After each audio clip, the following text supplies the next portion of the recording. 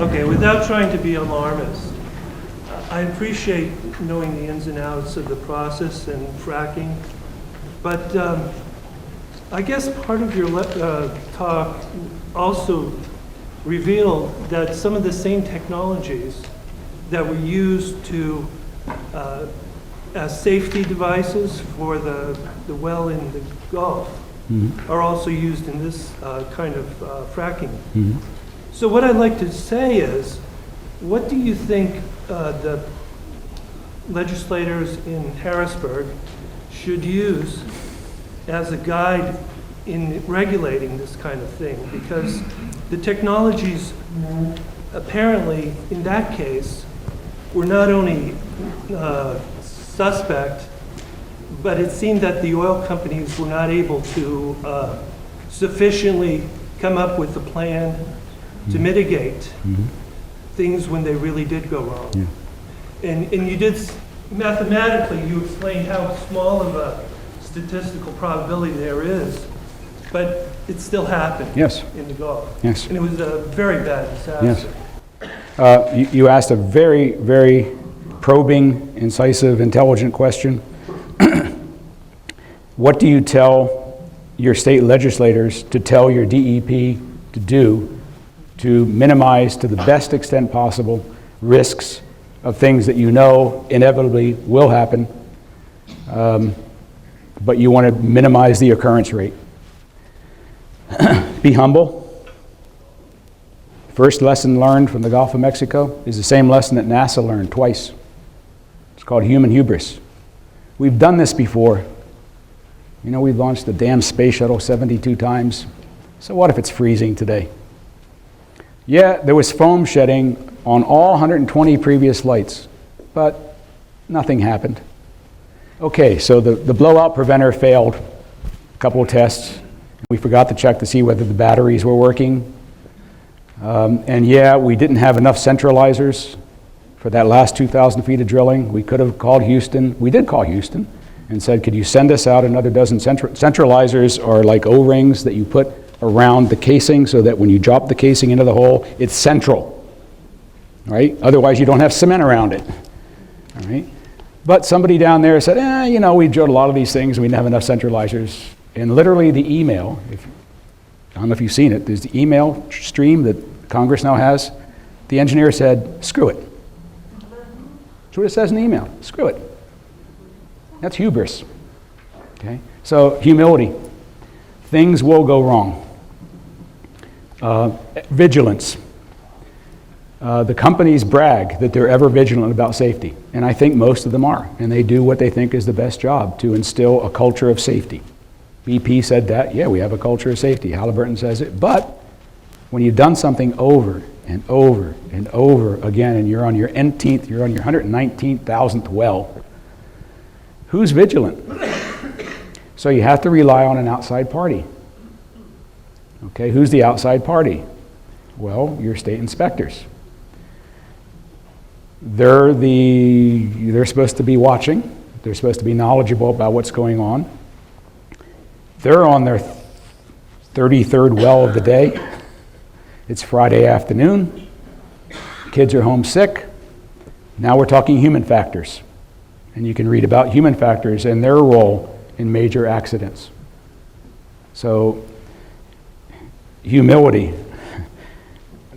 a cognizance that repetitive performance of an action, no matter how high tech, and there was $1.5 billion well in the Gulf of Mexico that blew up and caused all those problems. No matter how high tech, and that was the highest technology experience that we could possibly have without launching a space shuttle. If you talk about what can human beings do with their brains and with their technology, that well was right out there at the forefront.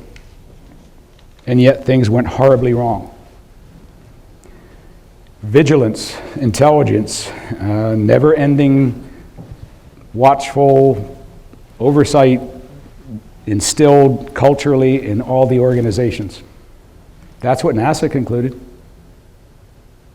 And that's why, at this point, you know, NASA now admits that I think we have 2 more space shuttle shots left before we retire the fleet. When they launched the space shuttle the first time, Back in early 1980s, NASA predicted that there was 1 chance in 5,000 that a space shuttle would ever fail and kill people. They now know that the chances are 2 in 150. How do they know that? There's been 150 launches and twice it killed people. So are they humble now? Are they more vigilant? Are they spending much more money doing the inspections? Because now they have something that they've done about 150 times. Same people doing the same job over again on a very, very complex engineering artifact. But the problem is the odds remain the same. There's those last 2 flights. Can I just ask a follow-up? Go ahead.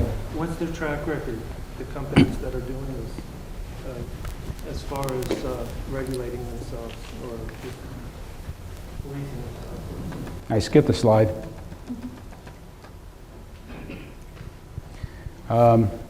So Tom sent this to me. Tom, where'd you get this, Tom? Who gave this to you? This might be from the Pennsylvania Land Trust? Yeah, I think so. So Pennsylvania Land Trust went into DEP records and constructed this pie chart that shows up until I think it was October of this year, there were 1,200 new wells in the Marcellus. 496 inspections resulted in 970 violations. These are the kinds of violations, and you're asking the question, are some companies behaving better than others? That data is on the same website, and you will find that the company that has had the highest rate of violations is Chesapeake. They're the largest developer, they've had the most wells, they've had the most violations, and the highest number of violations per well. Does that make Chesapeake a bad company? They're held up by the industry as the paragon of excellence. Be like Chesapeake. Different companies have different records, different cultures. What they think is, what one company thinks is safe enough is unacceptable for another one. Educate yourselves. If you're going to lease, one factor you should consider is what's the history of this company operating in my neighborhood in Pennsylvania. You might be willing to take a lower royalty because you're working with a company that seems to have a more profound, deep sense of culture and of safety. I'd just like to add that we have a list of all violations that DEP has for the year. That's the month of October. That's just the month of October? Yeah. All right. For the year, though, it comes out to a 235-page spreadsheet. Yeah, cool. More questions? Sir, back there. Sir, you said you live on Lake Geological, and you live maybe nearby your salt mine? Yep, about 5 miles away. What is going to happen in that case when they start drilling? How close are you going to be able to go? It's an excellent question I've heard asked a number of times. For those of you who don't know, there is a salt mine operation that is actually underneath Cayuga Lake to a depth below the lake of about, excuse me, 4,000 feet. In fact, the Marcellus is actually above the layer of salt that's being mined. And the Marcellus, 5 miles north of my house, is only about 1,500 feet down, so the Marcellus will never be developed in that area. But there's another layer of shale called the Utica, which is about 2,000 feet below the salt at that point. And so the people who live in the adjacent towns are very concerned that the proper regulations go into effect in New York State such that certain areas are just off limits. You shouldn't be able to drill and develop a hydrofract well within 2,000 feet of an active salt mine operation. Similar situation happens in Pennsylvania, you have a significant number of abandoned salt mines that are used for natural gas storage. Did you know that? So, at various times in the year, the rate of production of natural gas exceeds the rate of consumption, and so it's put into storage. And in Pennsylvania, there are a number of places where you have abandoned caverns, salt caverns, which have been mined. They're very, very large volumes, larger than the volume of this room, and they're natural places to store natural gas under pressure, underground for long periods of time. There's a very well-known incident now that you should read about, where This happened in west central Pennsylvania. I can't remember the town or the county, but you can find it by Googling it. A number of water wells started to bubble and show methane. Sounds familiar. DEP came out and investigated. They did isotopic analysis. Turned out that the methane was not biogenic. It was thermogenic, which means it came from deep. And so they were scratching their heads and saying, well, it didn't come from the swamp. That would have been biogenic. It could be thermogenic, which means it probably came from a shale layer down there. They looked at their maps and realized that down there, directly below these water wells, was a salt mine where they were storing natural gas. So then they said, oh, it must be the gas that's being stored that's leaking through the salt and coming up through the formations and getting to the wells. So they did a thermogenic, an isotopic analysis of the gas in being stored in the salt mine. It turned out it wasn't that gas. Now they're really starting to think what's going on. And they said, well, what's the next best thing? Well, the Marcellus is below the salt mine. And they did isotopic analysis and found out that the gas that was coming up into the water wells was Marcellus gas. How did Marcellus gas get through the salt mine and get to the surface? Nobody knows. Hasn't been explained. I know. Good. It's called an earthquake. When earthquakes occur deep underground, you're talking about miles for drilling these wells. These cracks down below the earth go for hundreds of them. And throughout the life of northeastern Pennsylvania, there's been earthquakes sometime in the past. So that's how your gas could go a long distance. Possible explanation. So it's another one of those mysteries. I was reminded of it by your asking me about the salt mine in New York, around my home. I can guarantee you that the organizations that have formed in various communities in New York State in response, unfortunately, to the things that they've seen happening in Pennsylvania, have targeted a number of things, one of which is there shall be places where you just cannot drill.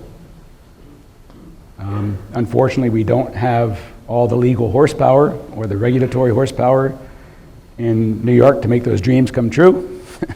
But a lot of organizations are working towards changing the laws in New York State to make them true. No, you're not going to be able to drill on 70% of every county. There might be some places in the county where you can't drill at all. Okay? No, we don't want to have wells going underneath schools. We don't want wells going underneath downtown. All these things are possible. You got a 2-mile lateral. Why not? So, good question. You want to do that one? Yeah, Dr. Ingraffea, a few months ago out in Bradford County, did a similar show at a, what was that, church or congregation? And back then, it was around November 7th, and there was a professor out of the University of Buffalo that had Terry Banks, I think her name is, established that within the same amount of the Marcellus shale gas, there is uranium, which is equivalent to 238, that becomes soluble when fracked. So now this stuff is also coming up, and what are they doing about preventing us from being killed? Okay, first thing, I'm not an expert in that area, so this is opinion, it's not fact and science and data. I would just invoke what I would say a precautionary measure. First of all, find out, I believe her numbers. I think the science is good. That's what I've been told by people at Cornell who have looked at her paper and said, yeah, it's good science. And just because you have uranium dissolved in return frac fluid doesn't mean that the concentration is sufficient to harm anybody unless certain things happen. What are those certain things that can happen? You concentrate that concentrated volume of dissolved uranium close to humans for a long period of time. Somebody has to develop a standard, and then someone has to test for that standard. And if that test and that standard don't exist yet in New York or Pennsylvania regulations, then somebody should say that. I know in New York State, the SGEIS explicitly states that for wells that are drilled above known major aquifers, that norm testing is required on the well site, and norm testing is required for all material, solid and liquid, leaving the well site. But that's only for wells that are drilled over major aquifers. So there's a whole lot of regulations in New York State too. Can you get the radioactivity out of the brine? They want to use the brine on the roads. Can they get the radioactivity out of the brine? I don't know. I'm not an expert in that area. I don't know. I can shed a little light about that. Uranium?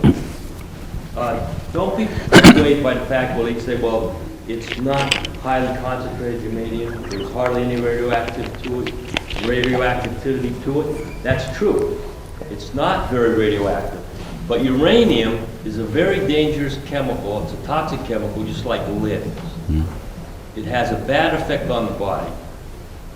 But humans haven't been exposed to ingesting uranium because it's always underground. They're always worried about radiation, and they keep it contained. So you get small amounts of uranium in your water. That's like drinking water with lead. So again, we need to know quantities, concentrations, probabilities. Somebody has to run the numbers. How many times have I said that tonight? Somebody has to do the work. And it should have been done already. Lady over here, question? You said that at the end you would flesh out your opinion, you would basically get into your opinion. I was wondering if you could more explicitly state it. I understand about all the statistics and what you think is acceptable risk, but based on everything that you've said, described here, it seems unachievable, and that's not taking into consideration the environmental degradation of loss of habitat and fragmentation of habitat, and we didn't get a whole lot into the air. Right.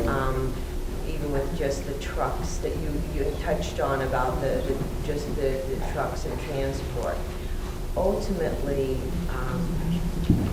what is your opinion about the direction that people should go in? Like Pennsylvania, there's a push by some organizations to push for the severance tax on this so that there's some benefit garnered from it, along with maybe tighter regulations. But ultimately, is this really playing with I personally, I just believe that it's an unacceptable direction for us to be going in. It's like when I look at things like, you look at the tar sands up in Canada and all, this is still going down this old pathway of all this extractive issue. But I'm wondering, with your background, having studied this and specialized in it for all these years, what your ultimate opinion is about this specialized, unconventional hydraulic frac. Okay. Opinion, right? I'm speaking just as one of you, my personal opinion. The way I organize my thinking on that very important question is to try to answer, in my mind, based on my experience and observations, 3 questions.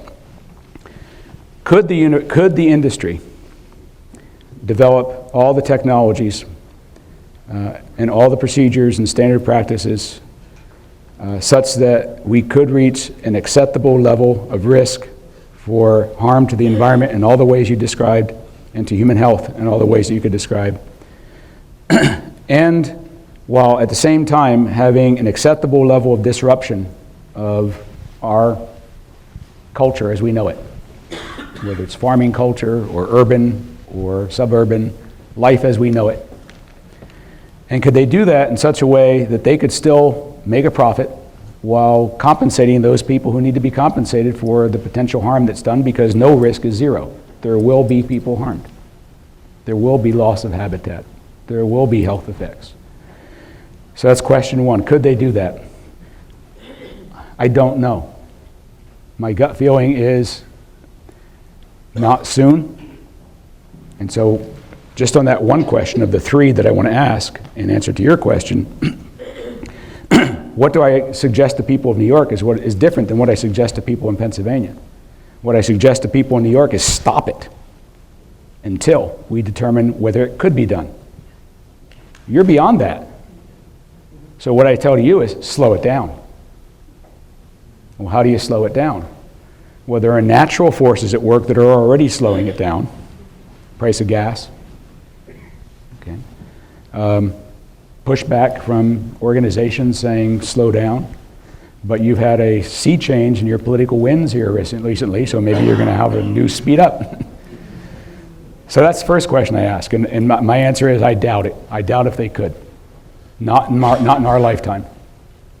Next question is, suppose they could. Suppose I'm wrong. And within 10 or 20 years, green frac fluids, new fracking techniques, new trucking techniques, all the safety valves and recycling, reuse, green. Would they do it if they could? And I doubt it, because it's not the culture of the corporations. Right now, it's still cheaper to ask for forgiveness. Okay, unfortunately. Unfortunately, if you add up all the fines paid for all those violations, I don't know what that number is, but I'd be willing to bet it's less than the gross production from a single well in terms of dollars. Have all those violations resulted in $16 million in fines being paid by the companies in the last 3 years? I think the highest fine I've ever seen is $300,000 or $400,000 for any violation. So given that it's always cheaper so far to keep the standard operating procedure and not advance the technology to try to always continue to reduce the risks. And then the last question I ask myself is, let's suppose that they could and they would. That means they've reached a balance between they've decreased their profits while decreasing risk. That's the payoff, right? You have to decrease profit to decrease risk. Let's suppose they got there, and they did it.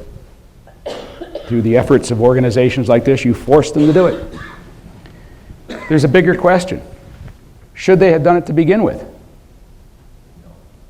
And that question involves things we didn't have time to talk about except tangentially tonight, which is 30 years from now, when my grandchildren are my children's age and my children are my age, they will have had to have successfully managed a transition to a much more renewable energy portfolio. Portfolio, not a single source, but a wide range of energy sources in this country that need to satisfy a number of terribly conflicting constraints. And those constraints are, we have to decrease the amount of fossil fuels we burn. Otherwise, we exacerbate global greenhouse gas emission and global warming and global climate change. For those of you who don't believe in it, I don't have anything to say. So that's a constraint. Right? We have to maintain our standard of living. We're not supposed to go backwards. We don't want to give our children and grandchildren less of an opportunity economically than we got. We have to stop using our global political power to try to find energy sources outside of our country. Well, some would argue, well, then start using natural gas in our country as a replacement for petroleum. Oh, but wait a minute, there's a terrible constraint involved there. Petroleum is largely used for transportation. Natural gas is largely used for home heating and industrial purposes. They're not directly transferable. You can't get us off of Middle Eastern oil by producing natural gas. They're inexchangeable unless you decide that we're going to start driving natural gas powered vehicles. But I don't see any major activity in that area. Okay. So you want to make sure that you don't give the kids and the grandkids a climate problem that is now past the so-called tipping point, which they can't fix in their lifetime, while at the same time you don't want them to have a lesser style or lesser quality of life than we have, while at the same time you got to grow industries that are having trouble getting off the ground right now because the price of gas is so damn low that you're forestalling the development of renewables because they're too damn expensive compared to gas. So somewhere in that problem statement, and it's a very vague one, obviously we could talk all night just about the last 3 minutes. Somewhere in there is a solution space that involves politics, economics, sociology, energy, technology, the kinds of things that this country has been really good at for the last 200 and some years, but is now very bad at for the last 20 some years. So tell your kids to go home and solve the problems. Some, no, that's the wrong solution. The solution is that we have to stop being generationally greedy and say we got to have the gas now because we got to drive what we drive, and we got to heat what we heat, and we don't want to take the risk on these other forms of energy because it's easier to do this. It is. For all the extra effort you have to go through to get gas out of unconventional wells, it's still easier than growing green energy capabilities, because that has to start from scratch and it involves a lot more research and development, is risky in itself. We haven't solved a lot of the problems involved with photovoltaics and wind and geothermal. Think of all the enterprise and expertise in the Schlumbergers and Halliburtons and the Exxons if we said, give us geothermal. They're the companies that could do it tomorrow. They have all the technology. They have all the expertise. They know the rock mechanics. They know the fracturing process. They know the thermodynamics. They know the chemistry. They could build you a geothermal well in downtown tomorrow. Well, there you go. Okay. What about the What's the advantage to them? That they're, I used the phrase earlier in my talk. The inventory on the shelf is the gas. What about Okay. the severance tax? Wouldn't that slow down production, or would it even the playing field somehow by Yeah. putting that money back My in the community? opinion, New York State and Pennsylvania do have something in common. Neither of us have severance taxes. Okay, and yes, it would help. It would put some money back into somewhere, maybe for research and development for renewable energy, Maybe the community. or maybe into the communities for that, or maybe back to subsidize industry, small companies starting up, even academics and universities to do research with their graduate students to try to solve some of these problems to reduce risk. Why would the industry not want to give back some money so that smart people can help them solve their own problems? Seems like a win. It's called outsourcing. Who hasn't asked? Over here. Yeah, I forgot there's another side to the room. Just want to point out everything. You mentioned annual spacing. It's actually a half inch on either side is the minimum standard the department requires, not an inch. Okay. So it's only a half inch each side.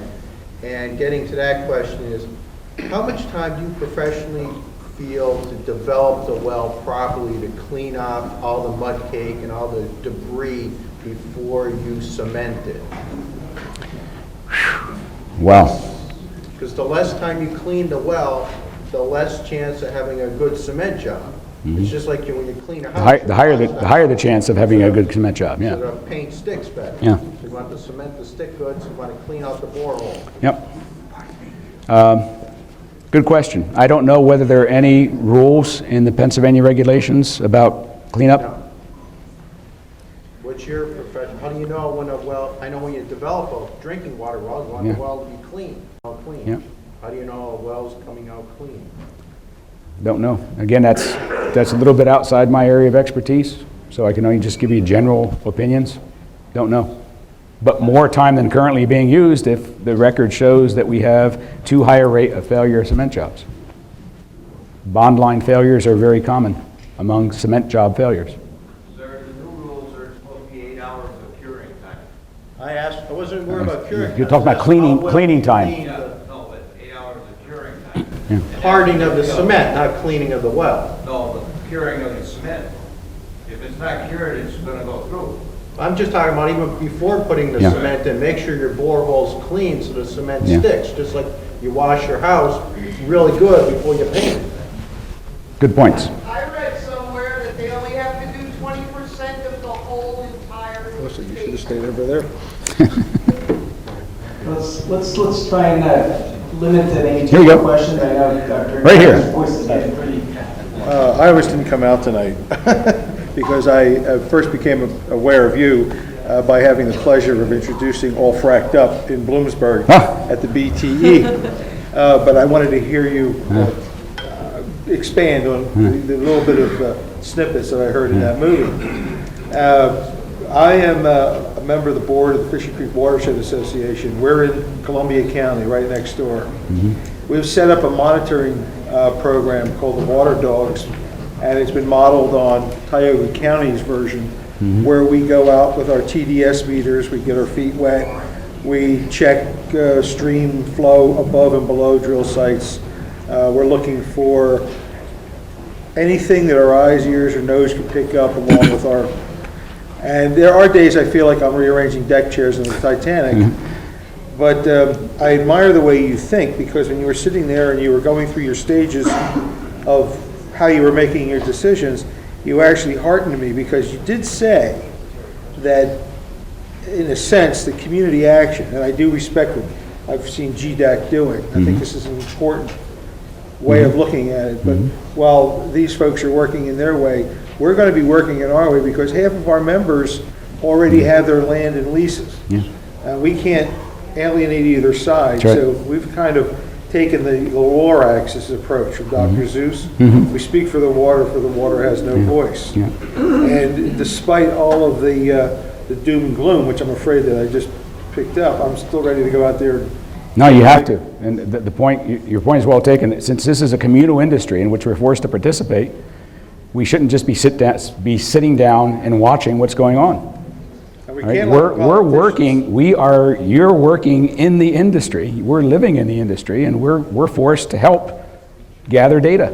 Yeah, the politicians that we're going to be stuck with now for a while, we're going to be stuck with them for a while. So we've got to learn how to pressure. Our last question up there, the man in the green. Thank you for recognizing me, and thank you for coming so far to lend us your insight. I want to switch back to...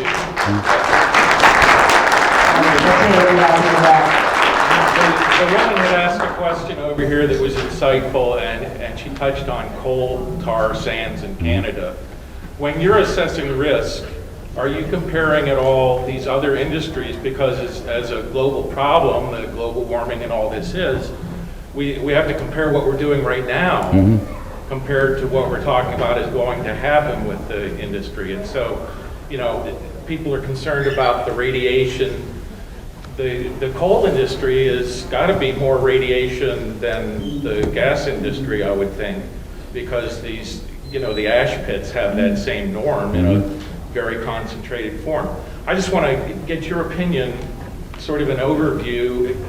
Do you have an opinion on, compared to other industries, the energy picture as a whole? I have a pretty good insight into various aspects of comparison of the industries. Above ground safety records,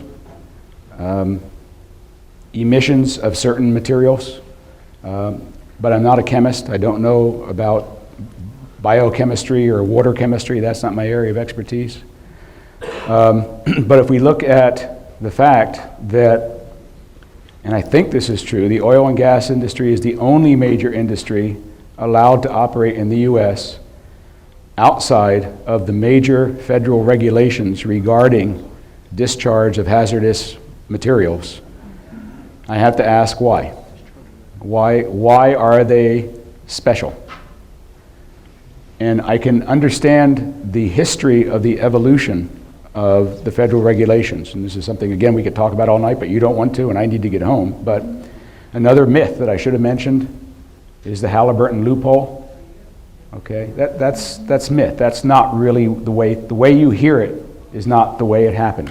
What we have here is a situation in which technology is constantly moving forward in all industries. That's the American way of life. Our cars are better now than they were 30 years ago. Our airplanes are better. Our TVs are better. Okay, and gas and oil production should be better from all points of view, more profitable, less harmful. But since technology is constantly changing, it's important that the regulations that control it constantly change. And so what happened when the Safe Drinking Water Act was passed in 1974, as I showed you, that was well before anybody ever thought of unconventional gas development using high volume slick water hydraulic fracturing.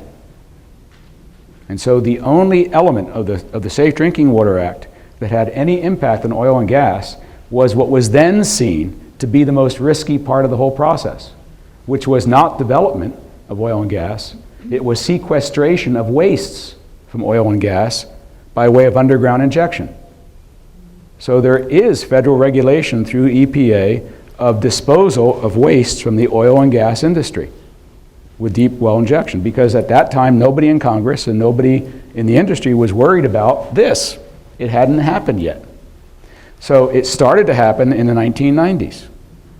And when the industry saw that it was starting to happen, they said to Congress, look, would you just confirm something that's been implicit in the law since 1974, which is that when we're injecting fluids into the ground, that doesn't come under safe drinking water. And Congress said, okay, exempt. It was effectively that. So that was a myth. And we're now at a place where technology has leaped past regulation, and now the regulation has to leap past the technology, because we have two situations in which we're doing exactly the same thing. One is federally regulated under safe drinking water, and the other is not. Crash. If you want to inject waste from a hydraulic fracturing job into a deep well to store it, you have to get federal EPA approval. You have to get a permit. You have to show that for 10,000 years that stuff cannot migrate into groundwater. And you have to pay thousands and tens of thousands of dollars for a permit to do it.